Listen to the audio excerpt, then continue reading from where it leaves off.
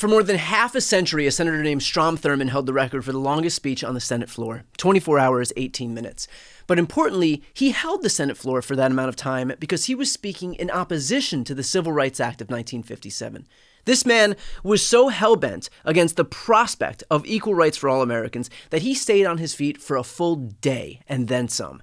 And that record lasted for nearly 7 decades until today, when Senator Cory Booker, a man who Strom Thurmond specifically wanted to deprive the right to be standing on the Senate floor, would beat that record and take his rightful place in the history books. And here's what I think is the most important point here. Because the reality is that despite Cory Booker's best efforts, not much will materially change from yesterday to today, and that's owed to the fact that Democrats are in the minority and have very little tools at our disposal. We can't pass legislation, we can't block much of Trump's agenda, and so at a moment where we can do so little, what we need, what I have been begging for, is for our elected officials to stand up and show some fight. To let us know that they are willing to think outside the box, to show up, to get into good trouble, as John Lewis says, necessary trouble, as John Lewis says, and that is what Booker is doing right here.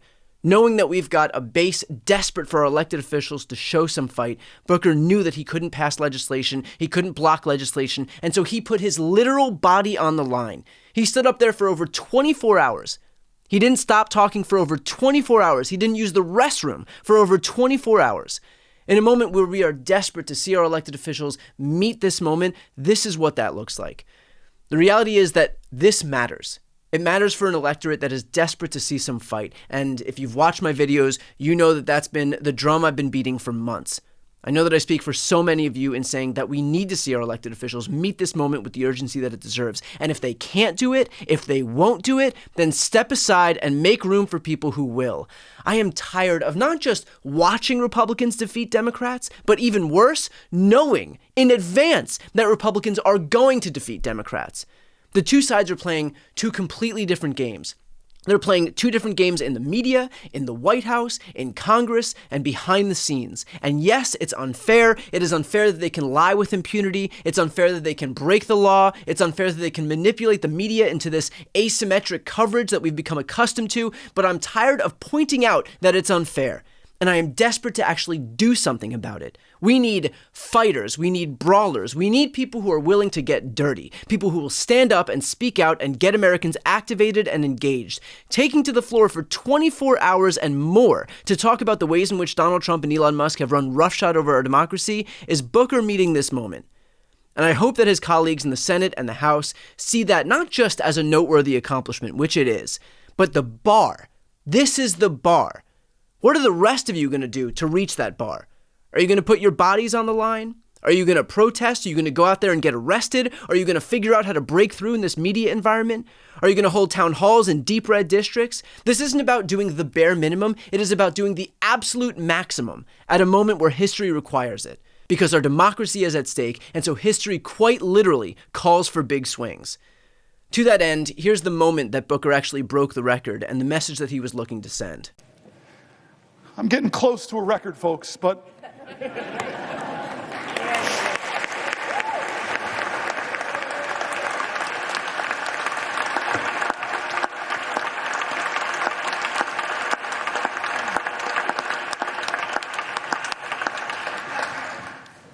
there's a room here in the Senate named after Strom Thurmond.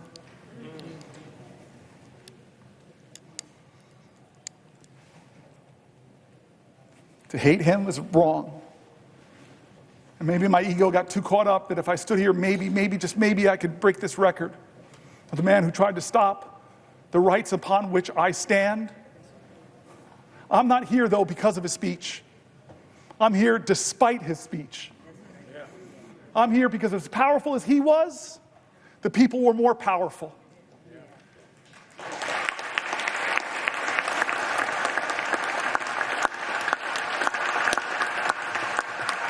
But I remind you, all those people who believe like me that we've got to redeem the dream, turn again to John Lewis, because you all know the story, my colleagues, of when the man that beat him savagely, drew blood, cracked bones. Decades later, he was a congressman. That man brought his grandson with him to ask for forgiveness from John Lewis. I heard about this story when I was in the car in Georgia with him, What did you do, John? This man that so viciously beat you, wounded you, bruised you, battered you. What did you do when he came to ask you for forgiveness? What did you do? And a good Christian man of faith, simply said, every one of us needs mercy. Every one of us needs redemption. I forgave him. I hugged him. We wept. And I looked at the boy. This nation needs you too. And finally, the moment where he realized that he secured his place in the history books.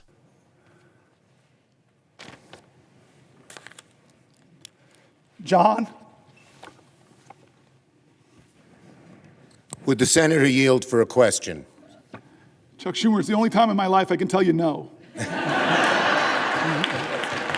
I just want to tell you a question. Do you know you have just broken the record? Do you know how proud this caucus is of you? Do you know how proud America is of you?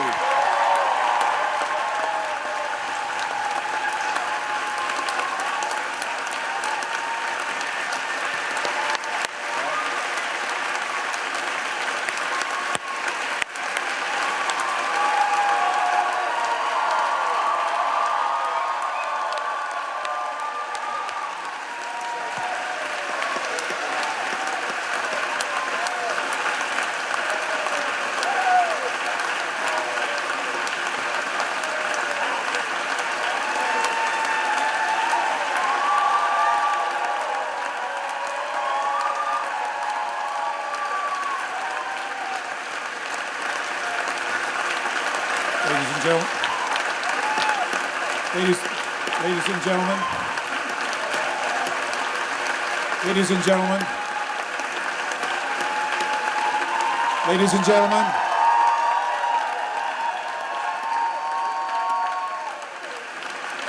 order. Which, again, raises the question for the rest of the Democrats in that room, the rest of the Democrats in the House, the rest of the Democrats in the states, the rest of the Democrats looking to run for office. What are you going to do to meet this moment? Don't just view what Cory Booker did today as an accomplishment, view it as a challenge, and show us that you're willing to meet that challenge and get out there and fight. Before you go, first, if you enjoyed this content and you want to see more and support independent media, please subscribe to this channel. The subscribe button will be right here on the screen. But second, the reality is that we're now in a political environment where this administration can lean on any of the social media platforms to suppress certain voices if they don't like critical coverage. That means my longevity here is in the hands of a few tech billionaires who are already making it clear that they're willing to cater to this White House. To that end, signing up for my newsletter is a great way for me to be able to reach you directly if that ever becomes necessary. I'll put the link on the screen as well, so please sign up. It's completely free, but there's also an option to do a paid subscription if you'd like to support my work. I really appreciate it. Thanks so much for watching.